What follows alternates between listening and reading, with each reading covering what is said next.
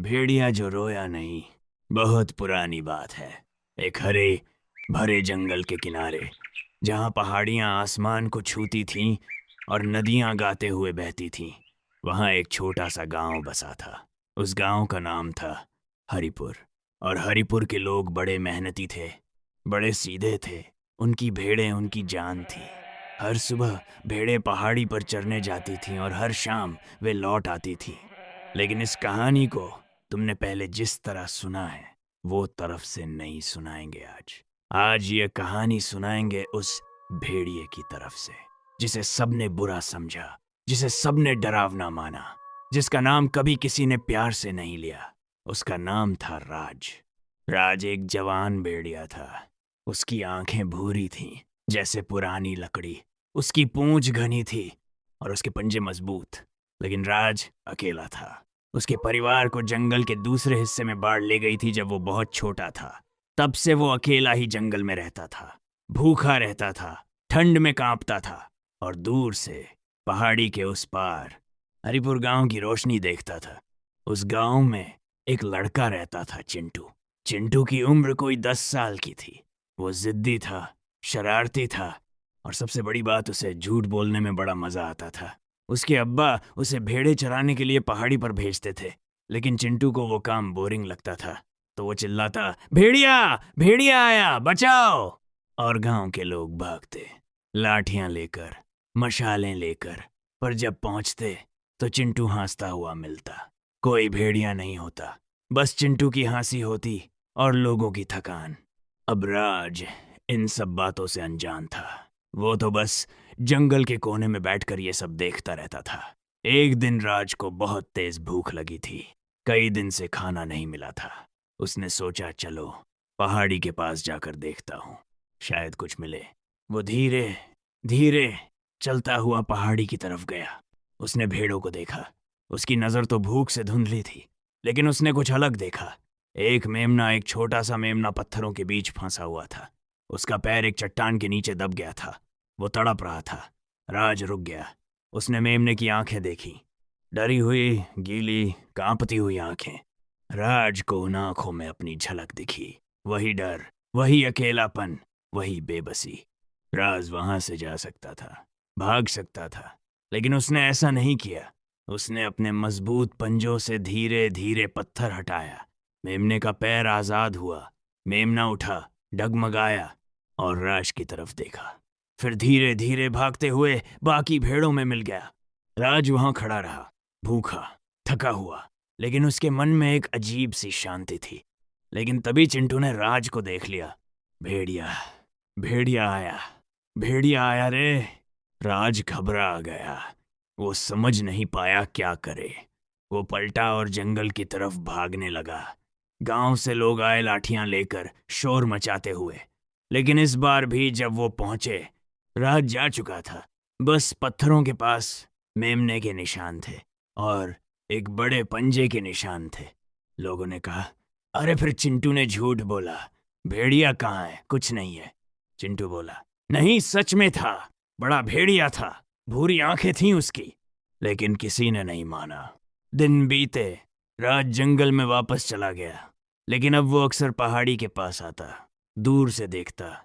उसे वो मेमना याद आता। उसे अच्छा लगता था यह जानकर कि उसने किसी की मदद की। यह एहसास उसके लिए नया था। एक दिन राज ने देखा कि चिंटू अकेला पहाड़ी पर बैठा है और रो रहा है। राज छुपकर पास गया। उसने सुना चिंटू बुदबुदा रहा था, कोई नहीं मानता मुझे, सब कहते हैं झूठा है, लेकिन मैंने सच में भेड़िया देखा था। राज वहां रुका। उसके मन में गुस्सा आया, यही तो वो लड़का है जिसने उसे भगाया था। लेकिन फिर उसने सोचा, यह लड़का भी तो अकेला है, इसकी भी तो कोई नहीं सुनता। राज धीरे से एक झाड़ी के पीछे से निकला।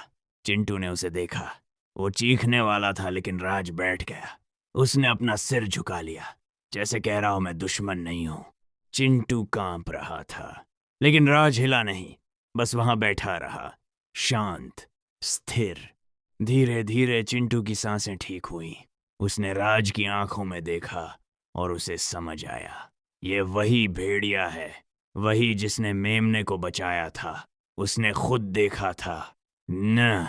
उस दिन के बाद चिंटू और राज की एक अजीब दोस्ती शुरू हुई। चिंटू रोज पहाड़ी पर आता, राज जंगल के किनारे से देखता। कभी कभी चिंटू रोटी का एक टुकड़ा छोड़ जाता, राज उसे खाता। दोनों एक दूसरे से बात नहीं कर सकते थे, लेकिन दोनों एक दूसरे को समझते थे। चिंटू ने घर आकर अपने अब्बा को बताया, अब्बा, वो भेड़िया बुरा नहीं है, उसने मेमने को बचाया था। लेकिन अब्बा ने कहा, चिंटू, बस करो अब, बहुत हो गई तुम्हारी कहानियां। अब्बा, कहानियां कहाँ? मेम ने कहा। चिंटू चुप हो गया, लेकिन उसके मन में एक जिद थी। वो एक दिन सबको सच दिखाएगा। और वो दिन आया। एक रात जंगल में आग लग गई। सूखे पत्तों ने पहले जलना शुरू किया, फिर पेड़, फिर झाड़ियां। आग तेजी से फैली सीधे हरिपुर गांव की तरफ। रात का वक्त था, गांव के लोग सो रहे थे। राज जंगल में था।